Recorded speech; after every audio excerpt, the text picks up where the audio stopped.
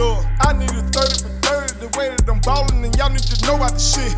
I need a 30 for 30, rapping not real, y'all need to stop falling for it. I need a 30 for 30 to show that I'm different like Jordan and Pippen, you bitch. I need a 30 for 30 like Jalen and Weber, nobody gon' fuck with my clique. What it is, folks, your homeboy First, and I'm back again with another special edition of the realest, most entertaining, and since we still self-quarantining, the most informative sports show in the game. Put it on something. It's been a minute since I've come to you on this platform in this regard, where we still trying to figure out who is truly the GOAT quarterback. I think this is a perfect time right now to bring this back. One, because when I start something, I want to finish it. You feel me? Two, because I'm inquisitive myself and I want to finish this project and really look at these guys in an analytical way. Three, because right now you just had the recent NFL 100 drop, and everybody's a buzz and talking about the list. You know, they got Lamar at number 1. A lot of folks feel some type of way that Patrick Mahomes is down at 4, because you know a lot of folks been saying Patrick Mahomes has the ability to one day be the GOAT. I've heard guys like Chris Broussard that's called him Jordan-esque with his talent and his early achievements. We'll see. We'll see. But what I'm doing with this project, like I told y'all before, really trying to just go back and thoroughly look at these quarterbacks to see their accomplishments in real time. Of course, when you adjust their stats by today's standards, is different. So I try to go back and look at it through that prism of their era, you know what I'm saying, to really get a chance to see what these guys were like back then, but also to see what kind of help they had. You feel me? As I've said before, I believe that football is the ultimate team game. So we're just gonna judge quarterbacks on wins and losses and Super Bowls. You know, we really gotta look at who they had running with them. You feel me? So I want to kind of get back to that, and I think it's a perfect time to do that. I know it's been a long hiatus. Quarantine kind of fucked up everything, not just for me, but for everybody. And everybody's trying to kind of remodel their businesses and things of that nature. I know y'all used to, if you're a fan of Put It On Something, used to me and the homies being here together, pouring up and goddamn talking shit and having a good time talking about sports, just like y'all do. But we're going to figure out a way to do that virtually, and we're going to be bringing that to you. At least I was able, for you basketball fans, I was able to get the shit out there, the reactions to The Last Dance, which was incredible. But I had so much other shit going on. I dropped an EP called We Kings. If you ain't got that yet, if you ain't downloaded it or streamed that yet, what the fuck is wrong with you? Go ahead and get that shit. You need that shit.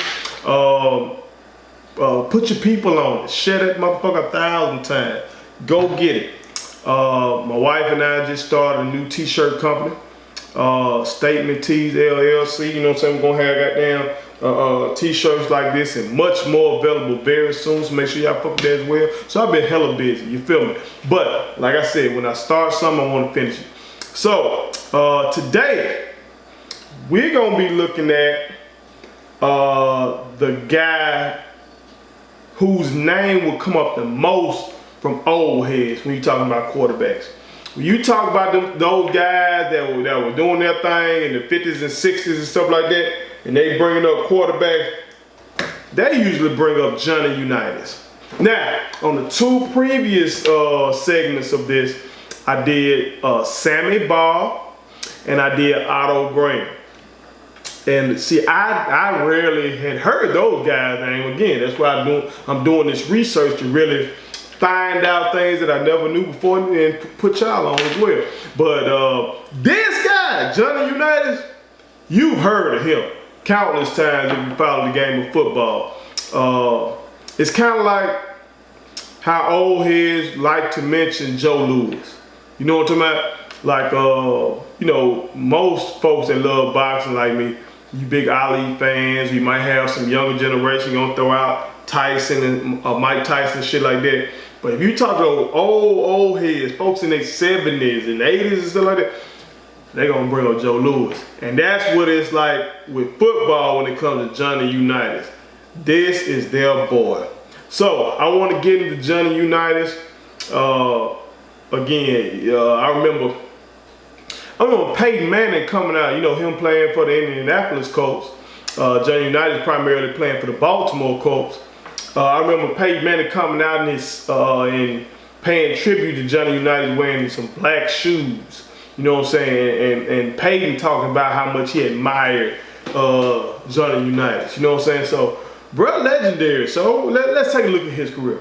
All right, so like I said, Johnny Unitas played for the Baltimore Colts primarily. He played 18 seasons total. He played from 1956 to 1973, total 18 seasons. 17 of those seasons with the Baltimore Colts. 1 season with the San Diego Chargers. As I've said before, that NFL cutthroat. They don't give a fuck who you are. You know what I'm saying? You ain't gonna have that many Kobe's or Tim Duncans or Larry Bird, where you got a player plays their whole career with one team. You know what I'm saying? Even you see that now with Tom Brady going to Tampa Bay. So even Johnny Unitas, he ended up doing 1 year with the San Diego Chargers. Special note, for most of his career, or much of his career I should say, they had 12-game season. Had 12-game season for first 5 years of his career, and it was 14 the rest of the way. All right, so again, when we're looking at these stats, you got to take that kind of shit into consideration. Also, they had a 2-game playoff format. In 1958, they had a 1-game playoff. In 1959 and 1964. In 1968, 1970, and 1971, they had divisional round, conference championship, and Super Bowl. So you see the evolution of the game in terms of the structure of the playoff system as well. It was different back then. All right, but let's get into some of this man's accomplishments. Bruh got 3 championships. I was about to say 3 Super Bowls, but again, it was different back then. But he does have 3 championships, 1958, 1959, and 1970. And that one in 1958 is the one that, based on my research and some of the things that I've watched, which I will include in the comments, he folks talking about the 1958 championship was legendary. One video I watched was like, in that game, Johnny Unitas basically created the 2-minute drill, where he brought his team back. Yeah, we used to seeing shit like that. We used to seeing Brady and Manning and my boy Aaron Rodgers in their last 2 minutes, you know what I'm saying, lead the team down the field for a victory. But from what I watched, they like, shit, Johnny Unitas invented that shit in 1958 in that championship game. Led his team down, tied the game up, and then they went and won that motherfucking overtime. He had 4 championship game appearances. Playoff record was 6-2. All right, so that's damn good. Playoff passing yards, 1,663. Playoff passing yards per game, 185 against a different game now. Playoff touchdown 7. Playoff interceptions 10. So he underwater on that. Playoff passer rating was 6 to 8.9.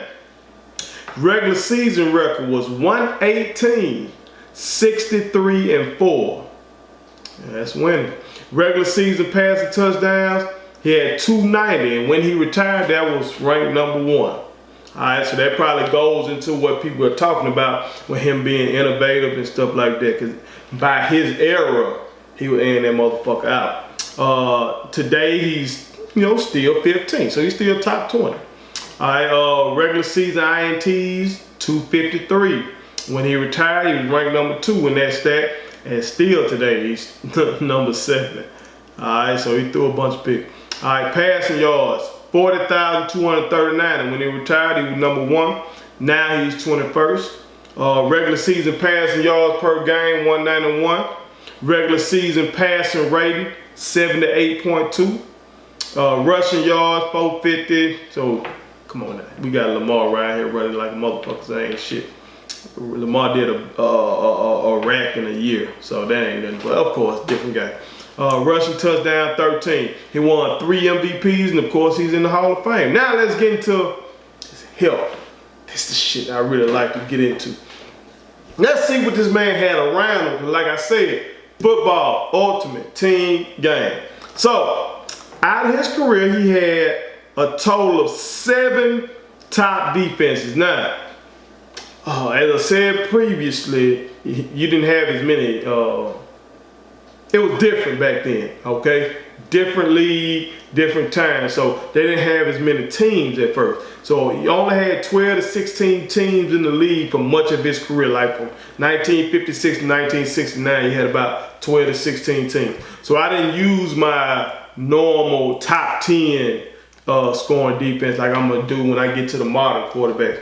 But in terms of top 5 defenses, he had 1, 2, 3, 4, 5 of them in his career. All right. In 1958, 64, 66, 67, and 68. Matter of fact, he had 2 number 1 defenses. In 1964, he had the number 1 defense. He won the MVP that year, but they didn't win the ship. Also, he had the number 1 defense in 1968. They won the NFL championship, but they went on to lose the Super Bowl, all right, and that was Super Bowl III, the legendary Super Bowl. The first time that they called it the Super Bowl, really. See, Super Bowl I and II, they were just calling it, I think, the NFL, AFL championship game, and my Packers won both of those, by the way. But it was Super Bowl III where they really started using the name, and, you know, unfortunately for Johnny Unitas, they lost to the Jets, all right? In that famous game where Joe Namath predicted that they were going to win the Super Bowl. Y'all know what I'm talking about. All right, but he did have the number 1 defense that year. All right, he had number 2 defense in 1967, and really basically they were in a tie for number 1 because they were only a tenth of a difference between the Colts defense and the top defense that year, which was the Rams defense. All right, but Johnny Unitas did win the MVP that year, but they didn't win the Super Bowl. Or they didn't win the championship, I should say. In 1970, the league jumped to 26 teams. All right, after the merger and stuff. All right, so now let's look at the top 10 defense. He had 2 of those, 2 top 10 defenses after that happened. 1970, and also, which they won the ship. All right, and in 1971.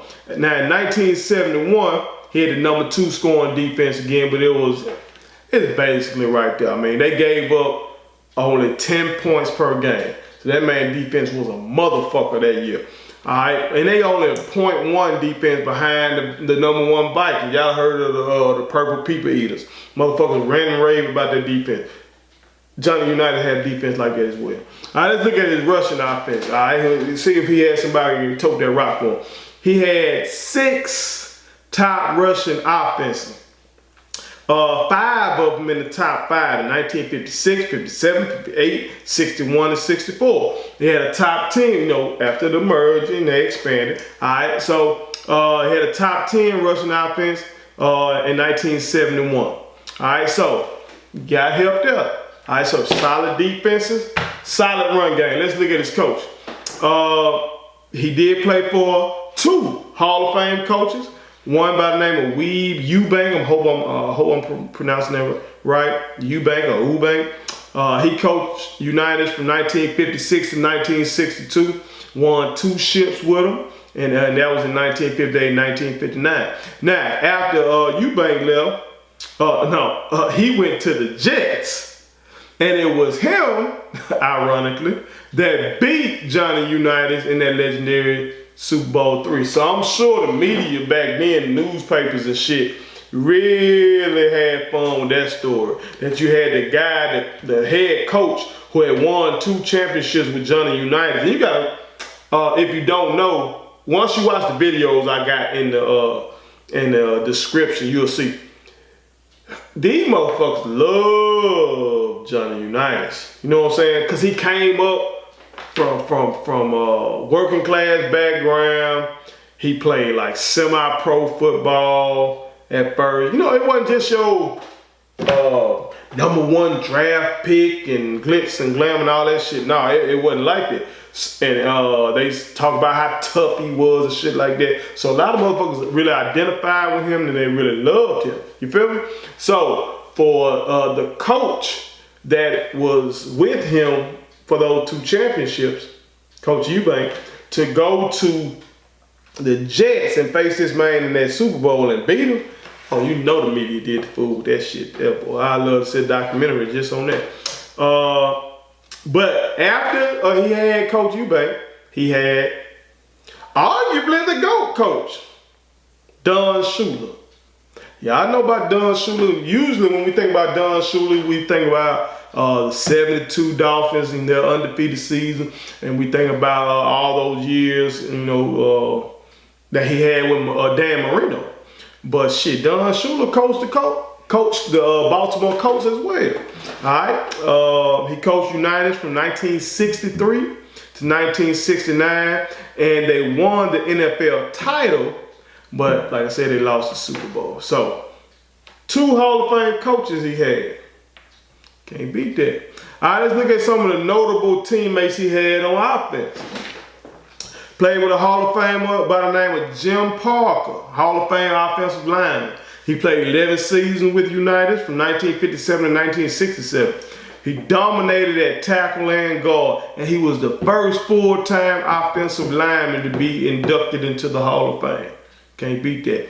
Joe Perry, another Hall of Famer that Johnny Unitas played with. He was a Hall of Fame fullback. He played 2 seasons with Unitas in 1961 and 1962, and he was the first back to have back-to-back 1,000-yard seasons. Now, don't get me wrong, he did that earlier in his career when he was playing with the 49ers, okay? But that does show you that, he did have some good guys around. You know what I'm saying? Good talent-wise, good veterans and shit. Lenny Moore, Hall of Fame halfback flanker, played 12 seasons with Unitas from 1956 to 1967. He was an all-purpose guy. Peep this.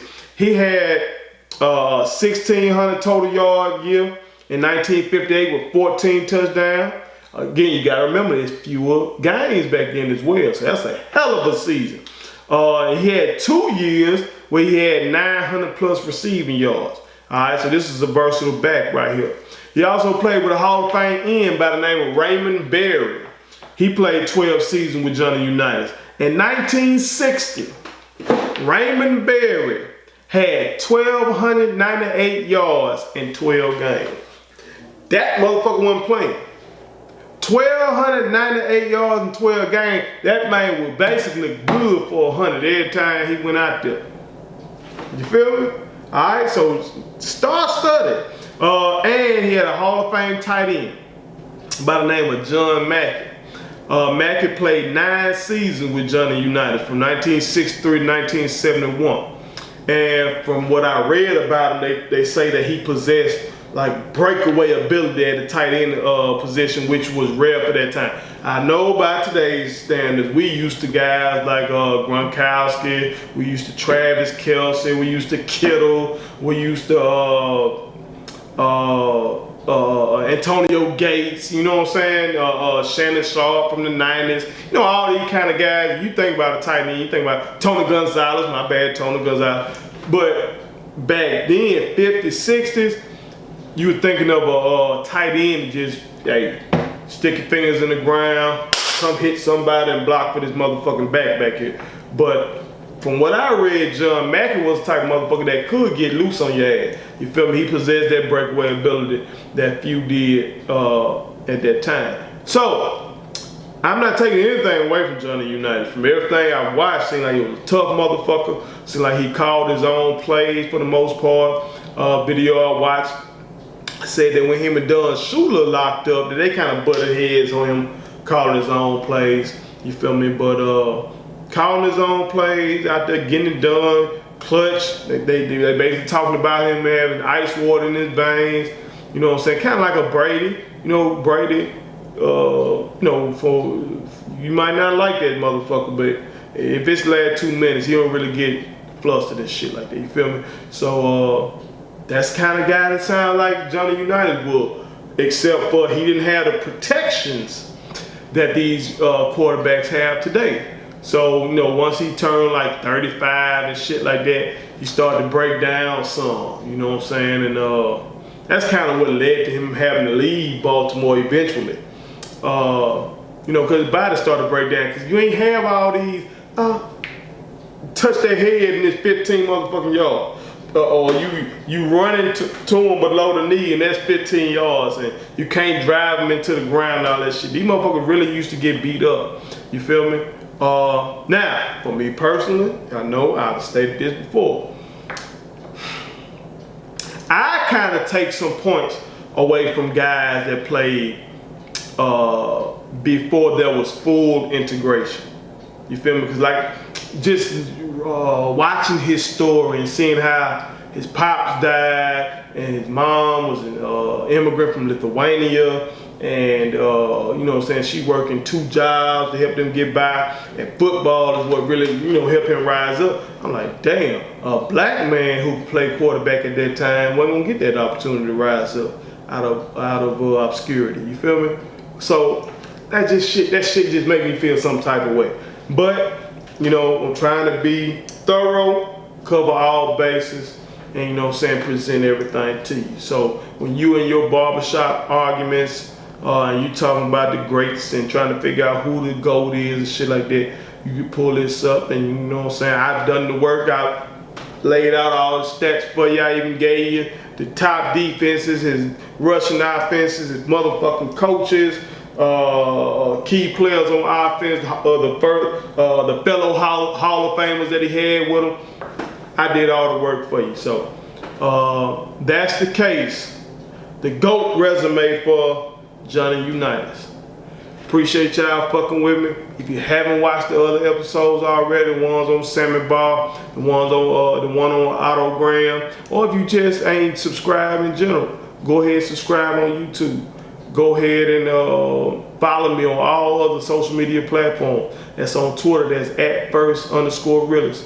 On Instagram, that's @first_realist_100.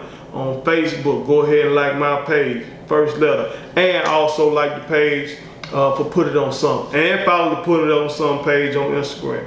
Appreciate y'all fucking with me. As always, one. Go. Subscribe to our daddy's YouTube channel. He's the best. Hit the like button, turn on the notifications.